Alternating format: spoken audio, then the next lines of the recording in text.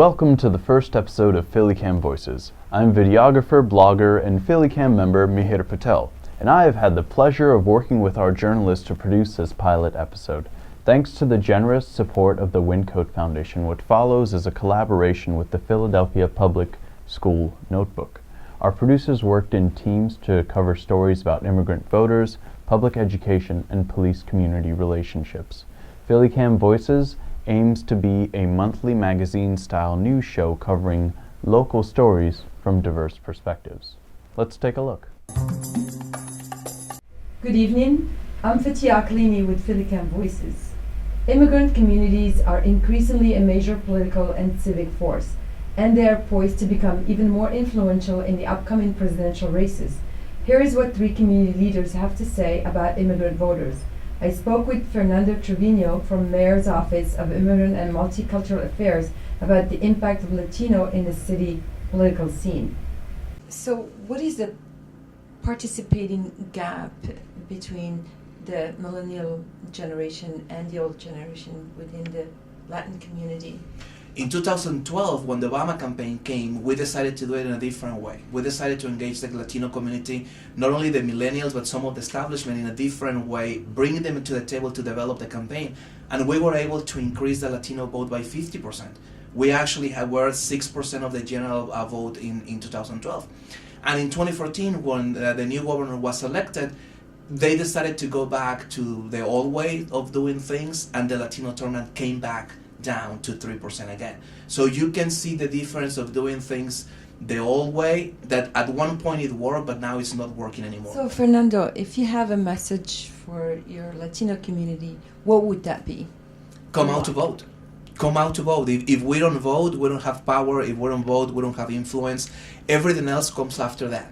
When we're talking about from a political campaign to an elected official, the first thing that they think before answering to a constituency group is how big it's their turnout, right? If I have an issue in front of me and both communities are presenting the same issue, the Latino and let's say the Asian community, and I can tell that the Asian community comes out as of the 40% of the vote and the Latino community comes out as the 20%, I'm going to pay more attention to the Asian community. It's very ugly to put it like that, but it's a reality. That's politics. So everything starts with voting. If we don't come out to vote, if we don't volunteer in political campaigns, if we don't have, if we don't show the presence that we need to do, then we're not going to get to the point where we need to be. So everything is in terms of be civic engaged, be politically engaged, come out to vote and participate.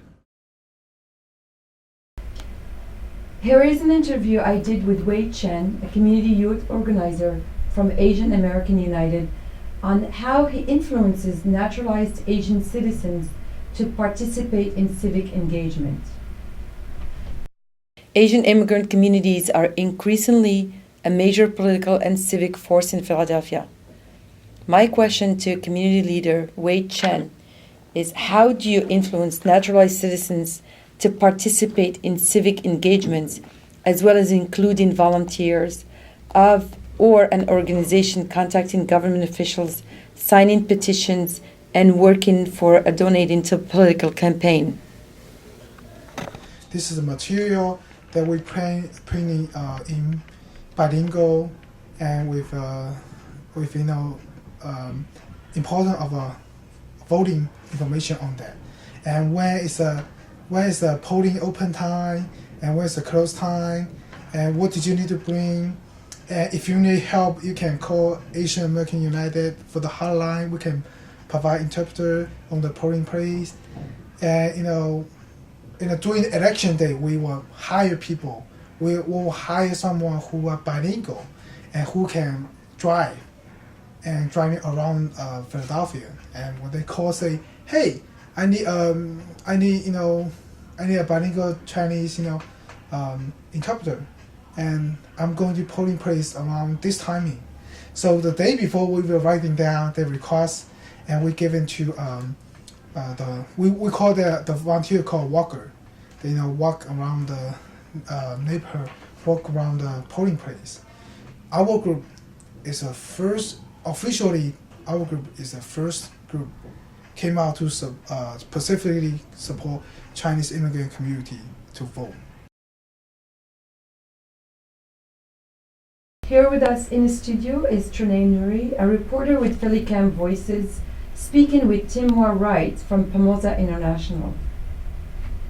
Here with us tonight is Timwa Wright. She's the Executive Director of Pomosa International, which aims to help African communities. And you yourself are a naturalized citizen. You came to America in the 1990s and you became a citizen in 2012.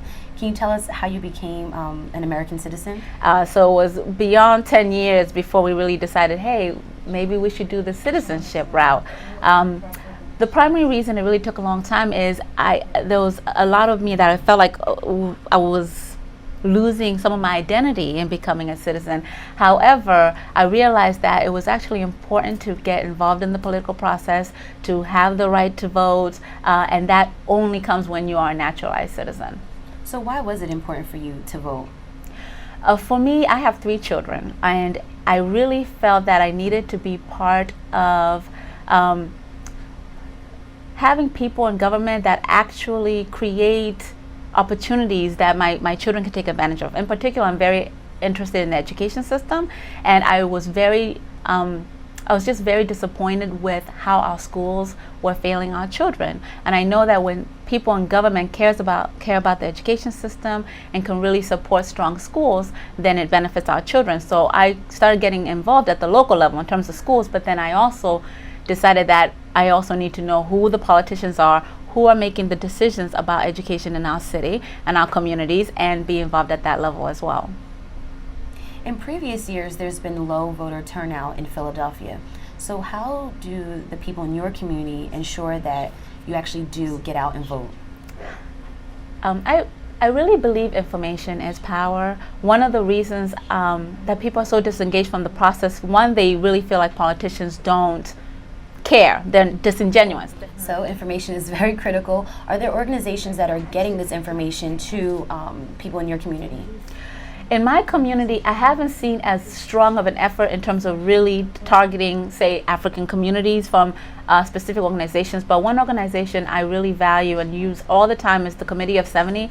It's a nonpartisan group, and I go there for information all the time. And when I'm talking to my fellow Malawians, I say, oh, you know, if you want to know what offices are up for election or what the various candidates stand for, check out the Committee of 70, and they have a wealth of information on their site. So that's kind of my go-to resource. And yeah, it's worked for me, and I hope it works for others in my community. Now, you seem very educated on the subject of politics and voting, but initially, were you engaged? Were you nervous about this political process at all? I was not engaged at all. I had my green card for many years, and I never cared about who was running for office. I never cared about getting involved in the political process. For me, it was just nothing that really mattered to me, because again, I didn't have the right to vote. So why did I even care who was running? I couldn't vote anyway as a permanent resident. Also, in my family, no one had citizenship, so no one voted. We didn't talk about elections except for at the presidential level or the national level, because that was in the news. But at the local level, we didn't discuss them.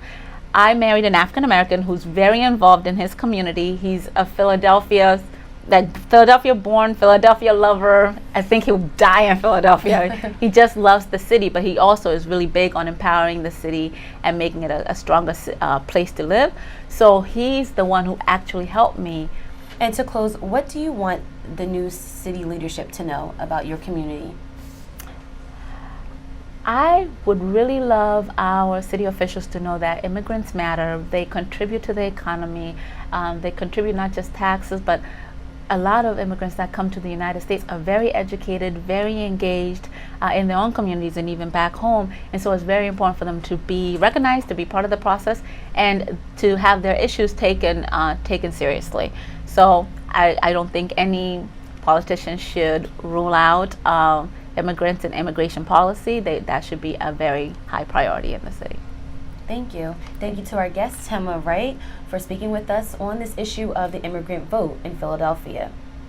Thank you. The lesson learned from our immigrant interviewees is that a well-informed naturalized immigrant will most likely vote, and the important issues that matters to the immigrant voters are education, jobs, and safety.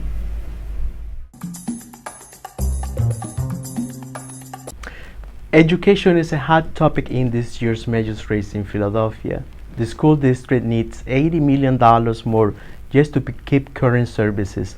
However, Superintendent William Haidt wants $300 million from the city and the states so he can make improvements. The policies of the city's next mayor will heavily impact the city's 200,000 students in district and charter schools. So what are teachers, parents, and students expecting from the city's new leadership? Chris Murray has the story. Denise Clay, a columnist with the Philadelphia Public Record and the Philadelphia Sunday Sun, said being a teacher in the current landscape of the Philadelphia school district is not easy. Well, frankly, I wouldn't be a teacher in the school district of Philadelphia again if you paid me. And the reason I say that is because you are faced with students with the most challenges of any students in the entire Commonwealth. You were faced with a school district that has been basically the property of the Commonwealth since the early 2000s, and it's not being managed very well. Before he won the Democratic nomination for mayor, Jim Kenney said he would make education a top priority. What I intend to do as mayor is to take the 180 principals that we have and divide them into four sets of 45. Appoint a person in every line department in the city that is directly responsible for delivery of services to schools, and meet with those principals once a month. That's 4 days out of my month that I will meet in the mornings or whatever time is convenient with principals for a couple hours, listening directly to what they deal with every day, listening to what kinds of city services they need for their particular school. There's two important positions in our neighborhoods: police captains, and if he or she are good police captains, they keep the neighborhood safe, and principals keep everything else going in our schools and know their families and know their children. So direct contact with them. The city students, teachers, parents, and local activists are hoping that Kenney, if he wins the general election, and Governor Tom Wolf will make good on their promises. If there's one message the community activist Megan Rosenbach has for the next mayor of Philadelphia, it's this: come out to the schools to see what students and teachers are experiencing on a daily basis. I think the mayor needs to be in the schools on a regular basis. I think that's what breaks down these assumptions. That's what I'm trying to do even with the community in my neighborhood, is saying, don't place judgment on that school or think you know anything about that school until you've walked in its doors. And so I would say the same to my politicians, council, and the mayor. Walk in the schools, have conversations with people. It's more than a rating or a test score. This is a community of people, and we need to listen to them. We have with us in our studio two Philadelphia students, Nasim Bey, who attends Kensington Kappa, and Aisha Soto, who attends Community Academy. Both are members of the community group Youth United for Change. First of all, welcome to our studio.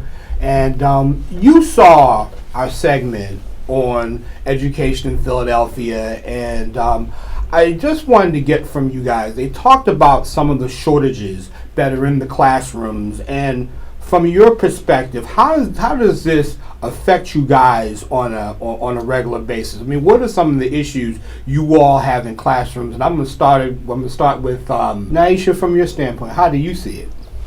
I say basically we get discouraged. It don't motivate us at all. We don't have the proper treatment. Why would we come somewhere that they don't care about us? Basically, like, they don't care enough to give us books. They don't care enough to give us proper things that we need to be educated right. Is that the general view of the adults in this whole situation, that, you know, all the political maneuverings and all that the adults somehow don't get it? They don't understand what's going on. Is that how a lot of the students feel, a lot of the kids, when you talk to people around the district? I'm sure you have friends around the city. Is that the general feeling? Yeah, we feel like they don't care, like, because they're already out of school. They don't know what we go through in the schools. And what about you? And it's like, most adults, like teachers in the school, they didn't go through like Philly schools, so they don't like understand the same things that we're going through. Or like, one of my teachers came from like, he didn't grow up in Philly, so he can't, like, when in class, whenever we are like somebody would say something, then we'd just be talking back and forth.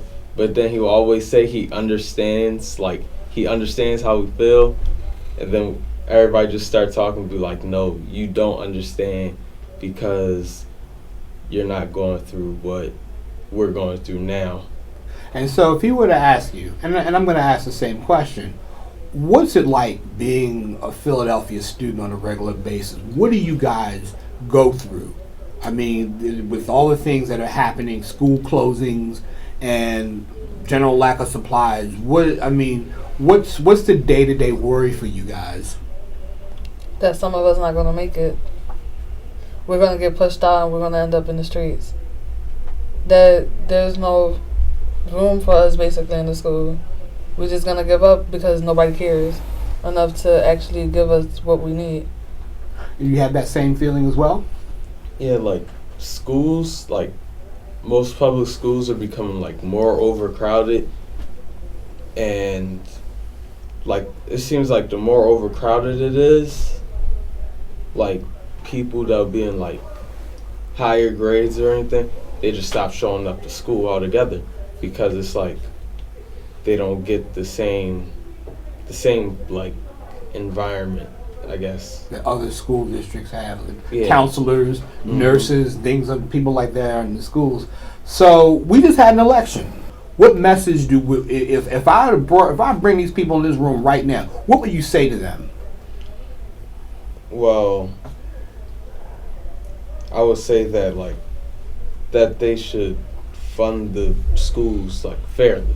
That each school should get like the same treatments that other schools in the district or other schools in the city, because like everybody deserves an equal opportunity to be able to get somewhere. Well, and Aisha, what would you say? What would you say if these guys walked in the room now? Actually, what I would say, why don't you come one day in my class to see how it is? You have to get that view. Like, we can't say it, but they have to actually come to our schools and see what actually goes on in our classes. What we're saying is the truth. Like, they'll have to deal with that. Okay. Nasim Bey and Naisha Soto, thank you so much for coming to our studios. You know, Carlos, what struck me about this whole piece was the fact that a lot of times when you hear politicians making these decisions, they never listen to the ones most affected, and that's the kids. And I thought what the young man, the young woman had to say about what was going on was really interesting. And I thought that really brought home the issue of school funding. I believe in terms of politicians this year, education, something's going to have to change. They're really going to have to step forward and really go to schools, really see what they're going through, to learn and to be with them, because they need it. Absolutely, and it's not just about the rhetoric. You know, you saw in this election campaign, politicians all throughout the city and the state throw around the rhetoric, but they never see the people or touch the people that they actually affect through their policies. A lot of times politicians, you know, when they go on the stump, they're really out of touch. They never talk to kids. Kids can't vote. They talk to their parents. But I think that when they come into the schools, they should go in and talk to the kids and basically and see what Philadelphia school students have to deal with on a regular basis. Exactly. I totally agree with you, Chris. Thank you for watching PhillyCAM Voices. I'm Carlos de la Torre. Hello, good evening, and welcome to another edition of PhillyCAM Voices. I am your host, Inhi Ikpe. Today, we hit the streets to discuss police relations with a few people from the city of brotherly love. But first, let's send it over to Marquise Lupton for the story. The shooting deaths of multiple unarmed children and men around the country by law enforcement over the last few months has sparked national dialogues, ranging from the racial makeup of police forces to the militarization of local law enforcement, with many making the claim that the number of killings of citizens by police is at least at a 2-decade high. But is this stat accurate? With no reliable national database for keeping track of the number of killings by police each year, the FBI tracks homicides by law enforcement officers, but participation is voluntary and many agencies opt out of participation, as noted by multiple news outlets. And in the case of Eric Gardner's death at the hands of the New York Police Department, His death won't show up in the FBI statistics for 2014 because the state of New York does not participate in this program. And the statistics on justifiable homicides have conflicted with independent measures of fatalities at the hands of police. In 2014, it was reported that 1,029 people have been killed by police. That's about a 30% increase from 2013. And even with the FBI's broken numbers, we know that 2013 marked a 2-decade high in killings by police. So are law enforcement agencies becoming more violent? Or are more shootings being reported by these agencies? And if it is increasing, how do Philadelphia residents feel about this current trend? Well, our reporter Lauren Settles took to the streets to get some answers. Lauren? Thanks, Marquise. Since the untimely death of Freddie Gray, there has been a public outcry for reform in policing. I caught up with some Philadelphia residents to get their take on the story. No matter what they do, they got the authority to say, I didn't do it. To me, it's really out of hand there. It's getting out of hand. Too many things are happening both ways. I mean, every incident, it becomes a blown up situation. Even recently had a conversation with my friend, and she's a Caucasian woman, and she's married to a black man. And she's even afraid for her husband to be outside, driving without her in the car. And I hate seeing it that way, it's police against society, I don't think that's right. But it seems like that's what it's coming to. Well, I definitely think that police officers need some sort of diversity training, even with each other as officers, as well as with local community members. It depends on the person that get that authority, that abuse that authority. I don't think, it just all depends on who. I mean, they're not taking blood tests and saying, oh, look, this person's blood rate is a little too high with authority. We have to trust each other. The police got to more or less can't be afraid of the public, and the public can't be afraid of the police. There has to be some type of media there, and it's hard to find. I wish I did have a good idea as to what we can do. I don't. Again, the only thing I could think of is bringing neighborhood blocks together, so people can just get to know and talk to each other. All they know now is what they see on TV. So if you're a police officer from the 35th District, then you need to be out there on the beat. Not in your car, watching, but out there on the street, talking to the neighbors, getting to know them as individuals and people that you're servicing in those communities, and not looking at them as potential hazards. And some people just put themselves in that position. I'm not saying everybody, but everything is on tape now. Now that you've heard the views of local community members, Shamira Davis has the perspectives of law enforcement. As we all know, for change to happen, both parties need to work towards that one common goal. Recently, Camden, New Jersey's police department was commended by President Obama for their improvements of community policing. I had the opportunity to speak with 3 retired officers on their views on how to improve relationships in their neighborhoods. I think we need more communication between the neighborhood and the police officer. And it becomes more difficult because now, with all the bad publicity, it's getting more difficult to get along with the public. There's several districts right now that doubled and tripled their beat forces, and I feel that the beat cop has a really important part in communicating with the public. Good, bad people, it doesn't make a difference. The good people like them, the bad people don't like them, but you get respect from both of them because of the fact you're there all the time talking to them. Us gentlemen up here in this retired police and fire organization are all retired, and we see what's going on. We see what happened in the past and what's happening here in the future. And it is very difficult to really understand a policeman's feeling when he's out there walking the beat, patrolling in his car, and trying to do the best job he can for the citizens of the city of Philadelphia. And it seems like the only time that they show any appreciation or encourage policemen is when they themselves need the assistance of a police officer. So you go around there trying to help the little people. because they're the ones who need the help. Nothing will ever get solved unless the people talk to each other. It's the only way to solve anything, because you're always going to have people on one side pushing to their side, another side pushing for their side, and the only way everybody can understand each other and get a feeling for each other is to get together and talk. The city's doing its best they can, especially with the supervisory staff from the commissioner on down.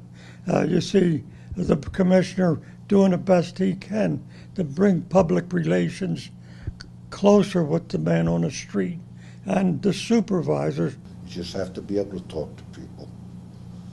You talk to people, it starts a process, but you got to talk to them. And we're back. Along with me are my colleagues, Marquise, Shamira, and Lauren. So Marquise, let me ask you a question. How do you feel about police relations in Philadelphia? Well, personally, I feel as though that it is a work in progress. I feel as though that efforts need to be made on both sides. I think that there should be more of a police presence in neighborhoods, not more of a, you call and we come kind of thing, just getting to know people, getting to know Officer Rick, getting to know Officer Bob, and then in turn, Officer Bob getting to know Granny Ann or Auntie Smith or something like that. So then there's more of a camaraderie instead of a us versus them. Very true. Marquise, you make a very good point. Shamira, to piggyback off of what Marquise just said, what can we do to improve police relations in Philadelphia? I believe that walking the beat and getting to know the people in the neighborhood will be a good way to improve. Also, not just walking the beat, I would say going into the schools, volunteering at local community centers would be a good way to get that divide between the community and the police officers. Very good point. Now, Lauren, in your opinion, has Philadelphia Police Department improved its police relations? I believe that there is improvement in the works with everything that's been going on. Sometimes in the summertime, you see a lot more police officers walking the beat and doing things like that and interacting with community members. So that's when I tend to see that it seems to get better. And there you have it. Thank you for joining us on another installment of PhillyCAM Voices. I'm your host, Ini Ikpe. Along with everybody else, good night and good luck.